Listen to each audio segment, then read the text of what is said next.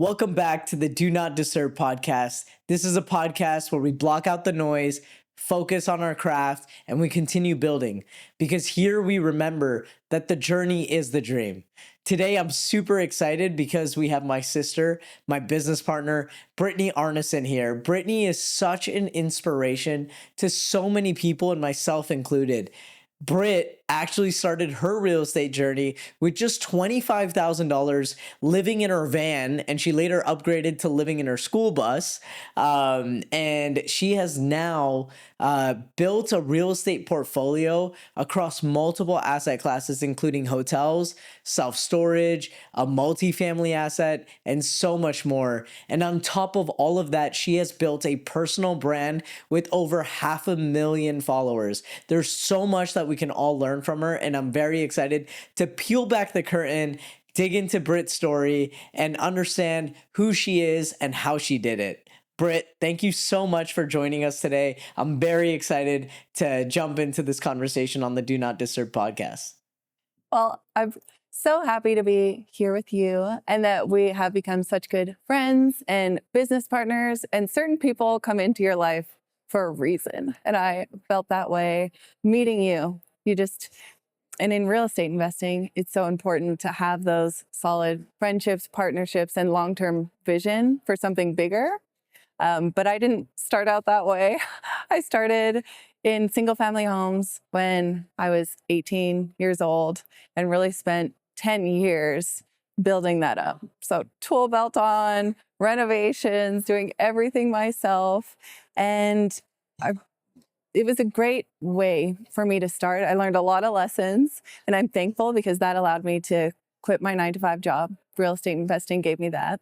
But I quit that 9-to-5 job to build another big job through all these kind of scattered rental properties. And so it got to a point where I started listening to podcasts, learning a lot, and it just always pointed in the direction of commercial real estate and building a real estate investing business, even though at that time I didn't even comprehend what that meant. And so I was kind of stuck in this, doing everything myself. And I'm proud of that. I built this big portfolio that did allow me to quit my job, but I knew that there was a more efficient way, a better way to scale, and then not having to do everything completely alone, because that was tough. So since then, I spent 10 years doing the single family home stuff. Then the next 5 years, I went into commercial real estate.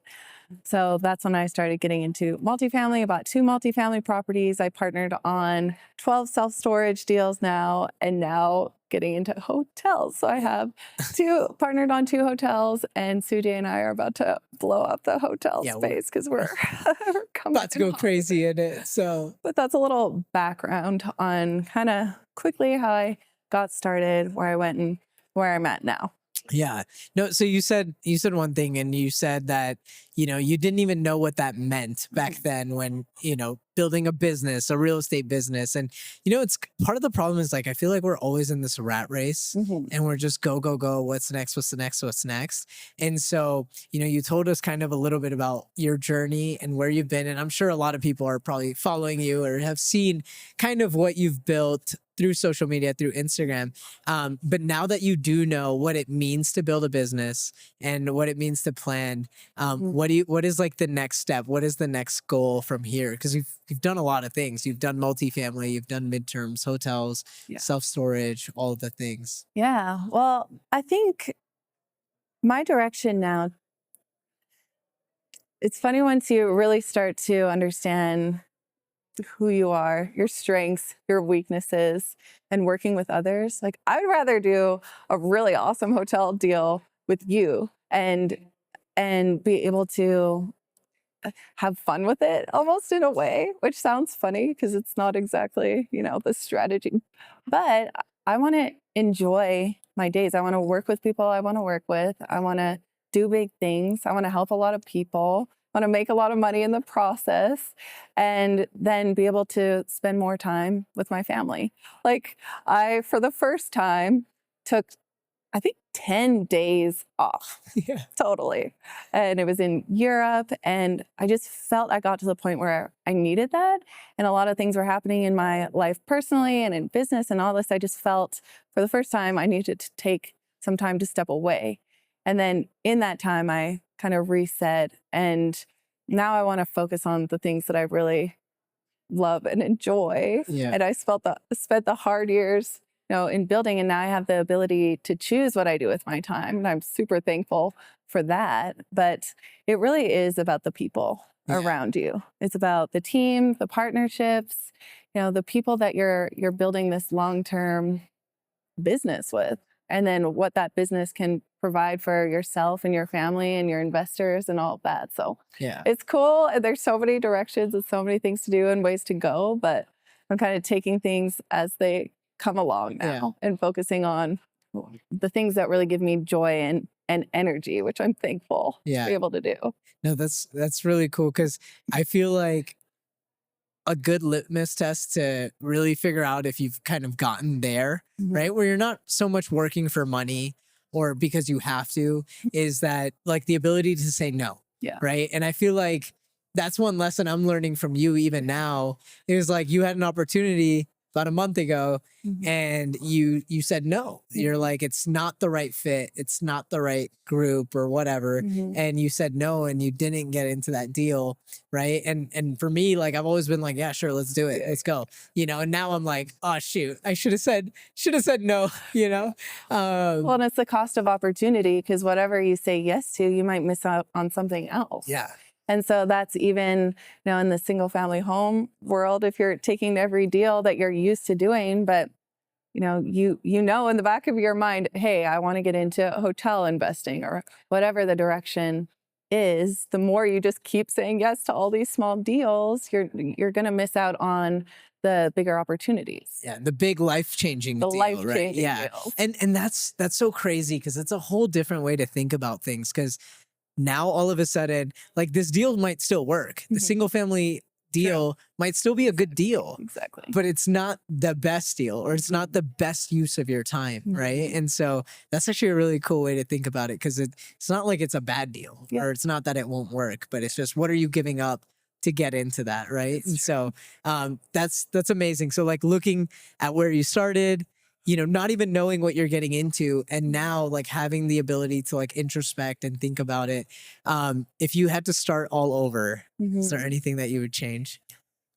If I had to start all over,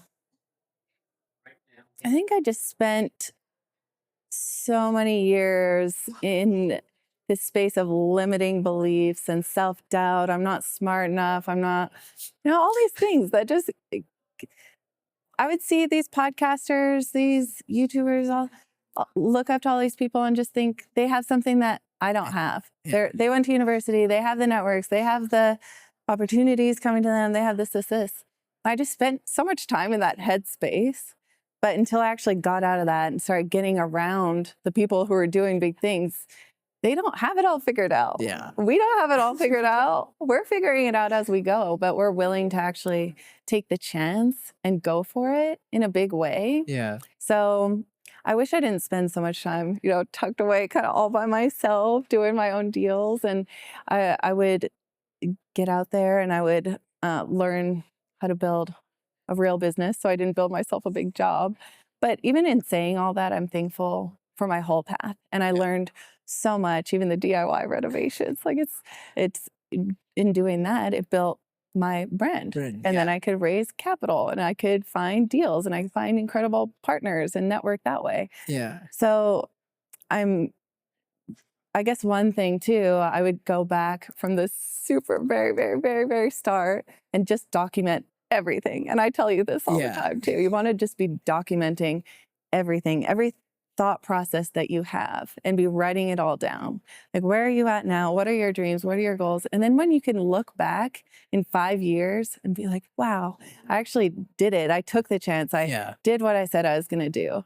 And documenting that on paper, but then also filming the process. If you're looking at deals, if you're analyzing, just take your phone out. Like, you can film your computer screen looking at deals, whatever it is, And then once you start documenting the process, any walkthrough you do of a property, any project that you're doing, put in the tool belt on if you're in that stage, like whatever it is, just document everything you're doing because it's all building this track record. Yeah. Like even if you're brand new to real estate, building a track record right from the start and having the documentation of that, it really builds trust with future partners, future investors, and then even showing yourself how far you've actually come, I think is a really good thing. Authentic self too, right? Yeah. Like I feel like there's so many people that are on social media that True.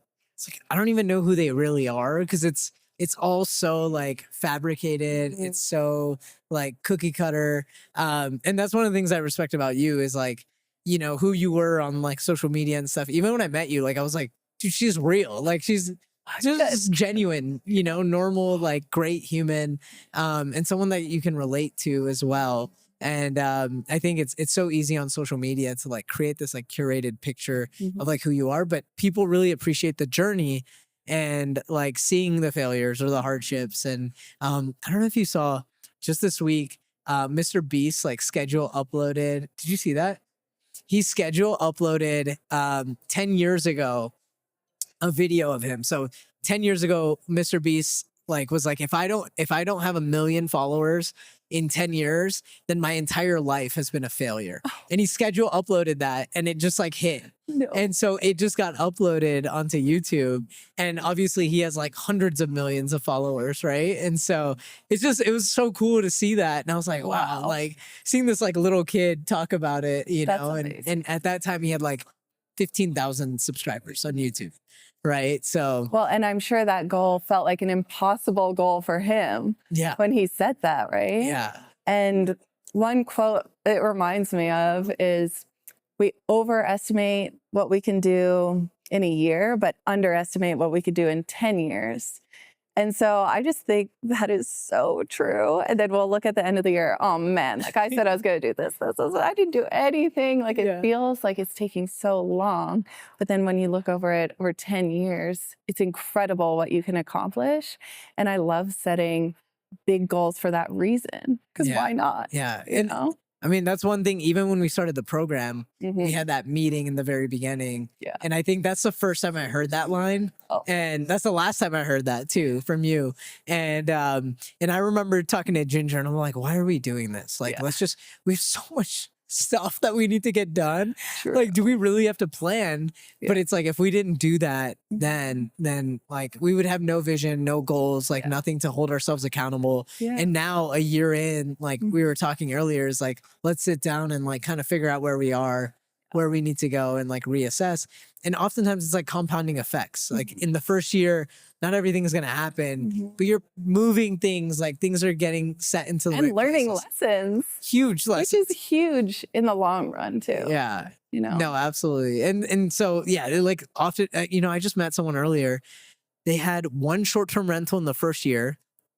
And then in 3 years, they had 35 short-term rentals.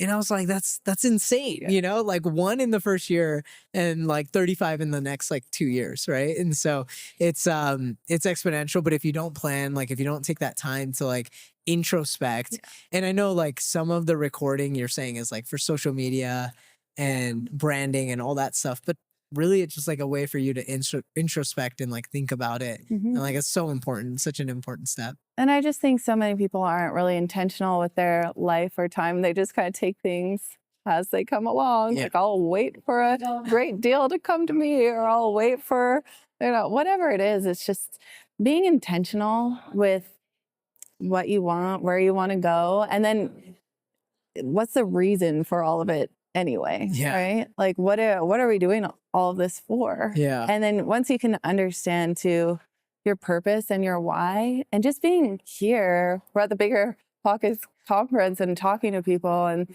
I'll have someone say, my daughter got into real estate investing because of you, or she's looking at financial goals. And that is so incredible and so meaningful that what I'm doing does have a purpose. Like, of course, there's the financial benefits, and the more money we have and make, the more people we can help, the more we can do. It's Share. just all leverage, right? Yeah. So the more, and that's why I love real estate investing, because there's so much opportunity to make money, but then what are we doing with that, Yeah. right? Like, are we helping our families? Like, what if something happens to us? Like, what are we leaving behind? Yeah. So there's so much to it. Yeah. And I think having those big goals and aspirations and then moving towards it, it gives us a big sense of purpose as well. Yeah. And I think that's really important because a lot of times, like, people who are successful don't talk about that enough. It's like, I always say, like, money is an instrument. It can't be the purpose, right? Like, that can't be the goal. It's an instrument to then help you in your goal or your purpose or whatever, right? And you can use it to accelerate that. And so I think that's important. So if I have to ask you, like, what do you feel like is your purpose? Well, and I think about this a lot, and it kind of changes over time. Yeah. And I guess when I first started, this is the funny thing too, because my whole purpose was I just don't want a job. Like, I really value having the freedom. And then it started to change. Okay, now I don't have my 9 to 5. Now I do have the income to support me. I can travel, do those things. Then you start to think a little bit outside of yourself. It's okay. How can I retire my dad? Like, how many cruises a year could I do with my mom? Because that's what she loves to do. How can, I just gifted equity in some of my single family homes to my brother because now I can do that. And then it's helping family. And then it starts to be, well, what is it? Like, can I inspire you're best equipped to help the person you once were, right? So if I can help people that were in the same spot I was at, it's incredibly meaningful. Because what else am I going to do? Go sit on the beach? Like, just go do nothing? How much can you do that, right? How much can you do? And I thought that at one point. I thought, I want to retire by 30. I'm 33 now, but I thought when I was 25, I set a goal. I'm going to retire through real estate investing when I'm 30. And I actually could have done that. I could have taken my, whatever, 8,000, whatever it was a month, and just go hang out, like live a simple. It's enough for a good life. It's fine. Yeah. And some people might also want to do that and spend time with their family and all of this. I just feel I have this, I don't know, purpose from God or something where I know that I'm supposed to do bigger things. And sometimes I don't fully understand the reason of it yet, but I know it has meaning and I know it has purpose. And I know I can use, the money as an instrument, as a tool to help other people. And sometimes I don't even know exactly what that means, but I know that I have this platform for a reason too. And if that can be inspiring people, it's just, it's hard to even put into words sometimes, but that's what I think the meaning and purpose is behind it, helping people change their lives. And then how I can do that with my immediate family and my people. That's the best feeling ever too.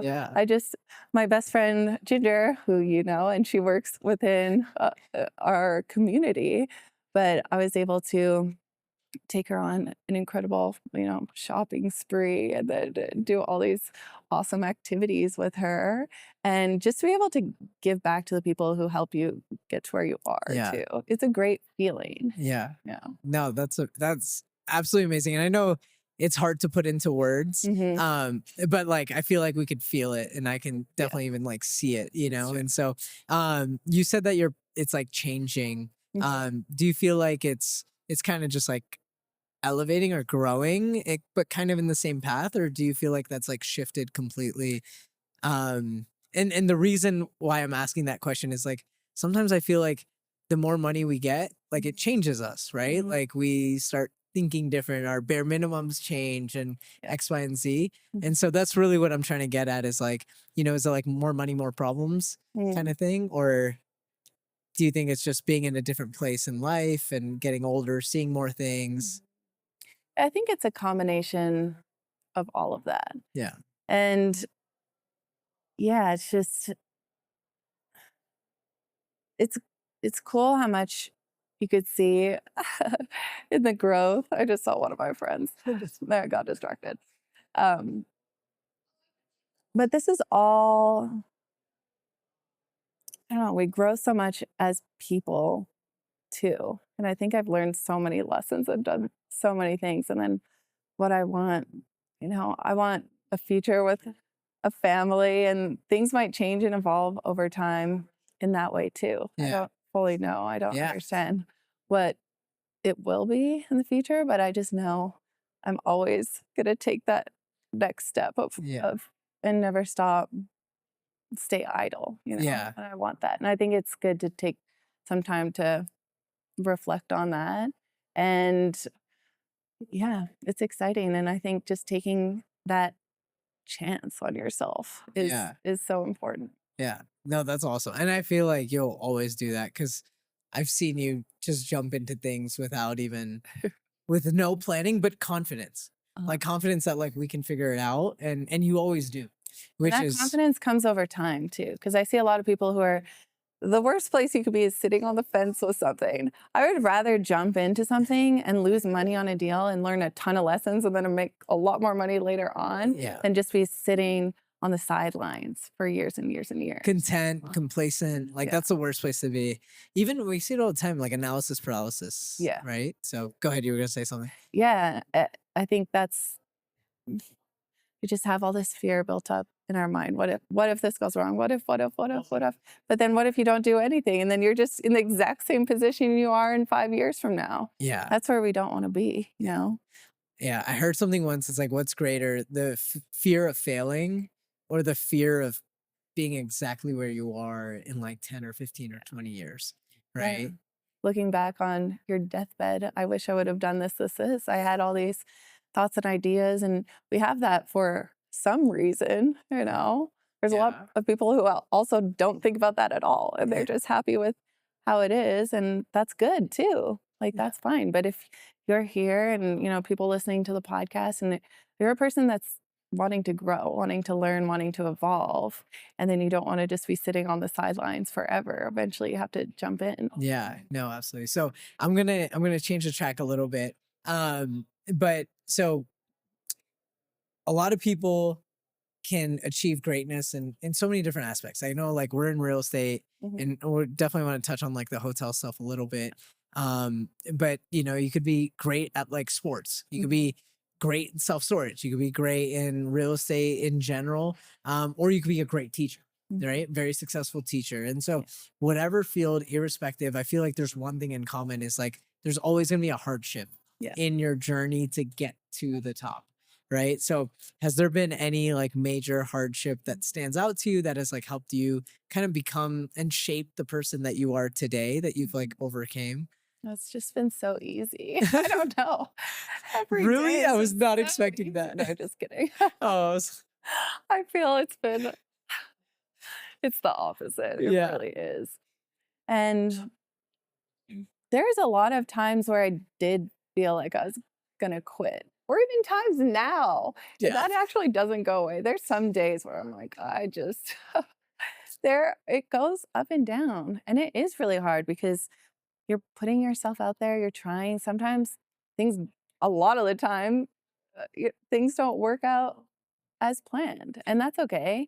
And I think the more we could just take that and grow from it, So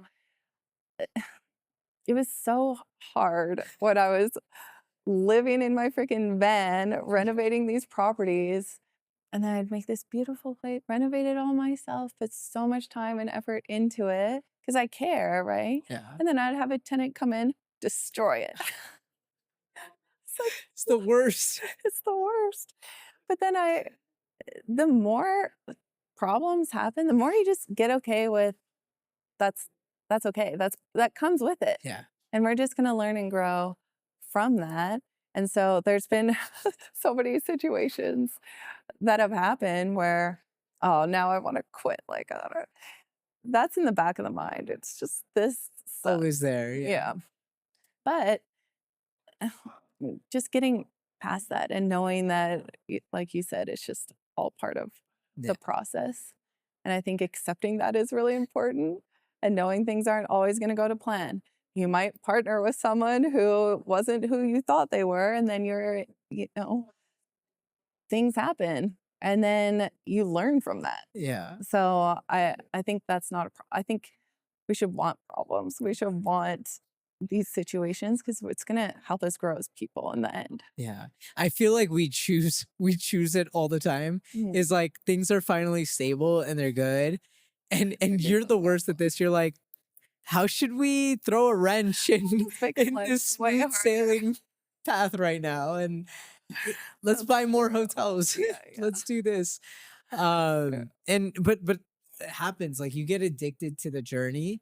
And I say addicted, but not in any like negative way, but it's almost like that's where the satisfaction and the gratification Mhm. and the sense of like accomplishment really comes from, is like when it's been hard, Mhm. when it is challenging. Yeah. That's when you can look back and be like, and just be proud, like I did that. Yeah. I made that, or I achieved that, or Mhm. even like, the Belize proper Mariposa, like, as hard as it was to like be able to do all of that under a budget, Mhm. and what you created, like I saw like when the pictures were being taken, you were like, like this is awesome. And we did it with no budget, Yeah. And so I feel like you feel way more proud rather than if you were able to just like hire out a team, they did it, Mhm. took pictures, and it was great. Yeah. That's true. Yeah, and I think that part to me is really rewarding too, like seeing these projects come together Yeah. and being able to have that eye for design. But then it's cool to have the partnerships in that way too, because you can have someone on your team that loves the spreadsheets. Like Yeah. we have a great team together and we work so incredible together because we have maybe some similar skills, but then a lot of opposite skills Yeah. as well that are complementary to each other. And so I think I love partnerships and I love that idea because growing together, I did it alone for 10 years. And then after I decided, get in commercial real estate, partner, do bigger deals, it's just fun to be able to do that with a team and Yeah. with people that have a similar vision. Yeah. But I think it is important to also step back and reflect on, hey, why am I doing this, right? And what really matters too, and not losing sight of that. Because I think a lot of entrepreneurs maybe do get addicted to the chaos, Yeah. and I'm guilty of that. And I actually had to do this myself, and something I'm still trying to do because I'm so used to this. I've been this way for as long as I can remember, and it comes from this survival of, okay, I was just trying to get by. Yeah. I was just trying to just make it. Get out of the van. Yeah, get out of the school van, bus. get out of the bus. Like, I was a waitress for 9 years, or 6 years maybe. It was a long time. I was always a waitress. I was always just working multiple jobs and trying to get out. But then there comes a point too where you have to make room. Like, I don't want to be Yeah. alone forever. Yeah. Yeah. I want a family. I want all of those things. But if I'm filling every single second of the day with growth and work, like Yeah. you have to have a little bit of lifestyle, almost integration, because with the work, and balance is a word that gets thrown around a lot. And I think there's times and phases for it too. Yeah. And I'm glad I spent my 20s doing that. But now I do have to make room because even if I meet someone tomorrow, guess what? I have no time. Gotta be able to talk to them at least. Yeah. Text people back. So I think there is a time for everything too. And like you say too, like the most important time is with your son, Yeah. who is at a young age, and you want to be able to spend those moments and be able to be there for your family. Yeah. And like, it's so cool to see too, your family in this first birthday party, and your family's so close and together, and it's amazing. Yeah. But we have to be able to be present, I think, in those moments and have some space to focus on it and appreciate it as well. Yeah. Do you feel like you've sacrificed a lot? Obviously, not just in like, because not just in like whatever family XYZ, but just in general in this Mhm. journey. And are there a lot of sacrifices with like friends and other aspects of life that you've had to kind of make an active decision on Mhm. letting that go? It definitely is. And I could say sacrifice, and I definitely sacrificed a lot, in, okay, I'm going to live on the floor in this basement for years and years and do all of that. But the bigger vision was more important to me in those times.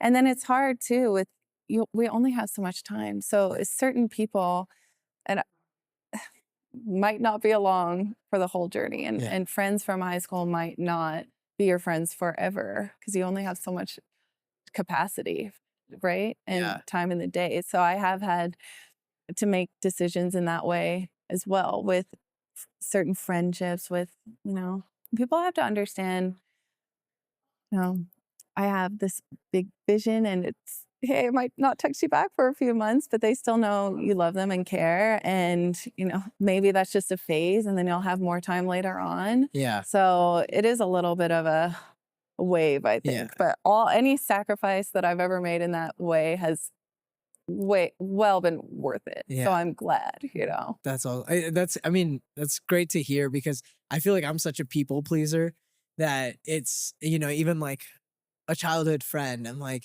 I feel guilty, and it's easier said than done, but sometimes people change and you have to change as well. And that doesn't mean like it's malicious or, you don't like them, right? But it's like, you got to pick and choose where you put your time, and I feel like that's the most difficult decision ever. Yeah. But it really is our most valuable asset is our time. Yeah. And we have to be intentional about how we spend it. And sometimes it doesn't feel great. And I feel the same. I feel guilty. But if we have a purpose and we have a mission and we have even family, close people to us, we have to choose. Because if we're saying yes to one thing, we're saying no to another, right? So or we're not giving it our 100%, right? Like if you say yes to too many things, you're half-assing at that point, right? And that's not fair either, right? And so, and just being able to be open and honest about that as well. Yeah. And I've had to have conversations like that as well. Just, I have this going on. I have a purpose and I'm working towards it, and I'm not going to have time for the next 6 months. Like I can't even barely keep up. I'm trying my best, but maybe things can look different in the future, but this is where I'm at. Yeah. And being able to be honest about it with yourself too, and then prioritize. Like I really prioritize this cruise with my mom because I wanted to spend time with her and I want to spend time with my parents and I want to be able to do that. But if I'm saying yes to everything and all these people, then there's going to be no time. And I will regret later on in my life if I didn't do that month-long cruise that I had with my mom, right? No, and I feel like that's what life is all about. And if we don't prioritize those, and I feel really grateful that you pick up my phone call now. So even in low key, it did. Okay. I got in the beginning, guys, she'd be like, Ginger, can you take this meeting with Sujay? And finally you pick up my phone call or answer my text. I will do it. But finally crossed that threshold, being important enough. Where's Andrew? Right.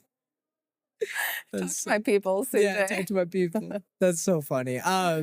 So now you're going back to time, and you're putting a lot of time in the hotel side. So like what, obviously we know the story a little bit, like how you got into the hotel space, but why? Like why are you still expanding in the hotel space? Like what do you like about it? And not the data, like that's all out there, but like you personally, like what attracts you to like the hotel asset class? Because obviously you're an expert in self-storage. You've done multifamily, you've done midterm rentals, short-term rentals, all that stuff. But like what makes you happy about investing in hotels? Well, and it's funny because hotels was never something that I was interested in. I wasn't thinking about it at all about the hotel space in any way. But then my SEC attorney, who's also one of our partners, brought me this hotel deal in Belize. And I said, no, I'm not interested in this. Like I really wasn't. I'm focused on what I'm doing. But when I got to the property, and what I really love and am passionate about is the transformation story of it. I really love the design, and I really love being able to take an asset and turn it into something really cool and different. And that's why I love the boutique hotel space as well, and why I'm so excited to grow more. And I can't wait for our upcoming projects, because I think I'm just such a visionary. I could just walk into this property in Belize and then see the vision come to life. Yeah. And marketing. I love the marketing side of it. So I spent a lot of time and experience, which is cool because I did that for 10 years with the renovations, with doing everything myself, with doing things on a budget. I love doing that too, because I'm like, how could I do this an incredible design, but on a budget, right? Yeah. And so with the hotels, I just saw it as, instead of doing the Airbnbs, which I've had, hard times with Airbnbs getting shut down by the city, all this stuff. So when I look at the hotels, I just thought it's the same thing, just at scale. And I just think it's so cool to be able to do that, and how commercial real estate is valued, right? I could take this Airbnb, make it amazing, so beautiful, increase the income by so much. The value of it stays the same. But with a hotel, hey, how can we add income streams? How can we change the design? What can we do here? And I just think it's so fun. Yeah. I love to be able to look at that and see the potential, and then take something, turn it around, increase the value, make millions of dollars. Yeah. And then be able to, I guess, do that with a team, with investors and other people. And you can do it yourself too. And I think there's just so many different avenues in the hotel space, and there's so much opportunity now to get in. And I'm excited myself to take advantage, but then share with others on, what the plan strategy. And I'm so thankful for you, because I learn so much from you all the time. And it's just looking a year ago, the amount of growth that I've had, and being just in proximity to you and how you operate, and your brain for the operations side of things as well. It's just so cool to see what you've built, and it's really inspiring to me. And then to be able to grow in that and then help others do the same. That is super nice of you, but it's completely mutual, and I feel the same way. And I always say, I was so against partnerships, and I think part of it was I'm ultra competitive. And so it's I'm just sprinting, and I'm I want to be the best. You know what I mean? So I'm not trying to open up my playbook for everybody. I'm trying to be the best, right? And but honestly, this was probably the first real partnership that I had where it's we're working together on one mission kind of thing, right? And since then, I feel I've leveraged so many partnerships, and I've learned so much from you. And that was the biggest lesson that I've learned from you is being able to specialize. You don't even do everything. And I think that's one thing with hotels that's awesome is you're able to do the reno and the design and what you love, but you're still able to capitalize on everything else, but you don't have to do it. You have a team, and you have employees and a staff and everything else that takes care of all the other stuff. So that's true. I'm really excited to continue building this hotel empire. And the fund is coming, and a lot of big things coming. So I think it's gonna be awesome. So I know I want to wrap this one up today, but before we leave, I want to ask you one last thing is we talked a lot about purpose and your journey and all that stuff. But if someone were to look at Brit, and with this massive brand that you have, and even people walking by, everybody knows you out here, and you're going to have trouble getting out of here. Right. And so, but people are she's untouchable, she's way up there. What would you say to somebody who's I could never? Yeah. Right. Well, and I would say I was in that exact same spot, which is crazy to me to think about that. I don't even think about that, which is funny, because I just see myself as I'm still learning, I'm still growing, I still make mistakes. And it's easy to put people on this pedestal. And I did the exact same thing. And we just look at someone, well, they have something that I don't have, and they have this, this, this. And we can just get in our heads about it. But just be confident in who you are, and own that you don't know everything. And it's gonna be great. And the more you can accept that, it actually builds the best connections when you can be vulnerable, when you could share, when you can be a human. Like, no one's perfect. Yeah. No one looking at me or my social media or whatever. And maybe it's a bit of a highlight reel too. Yeah. And I'm guilty of that as well. It's like, I'm traveling, I'm here. But they don't hear the phone calls that me and you have.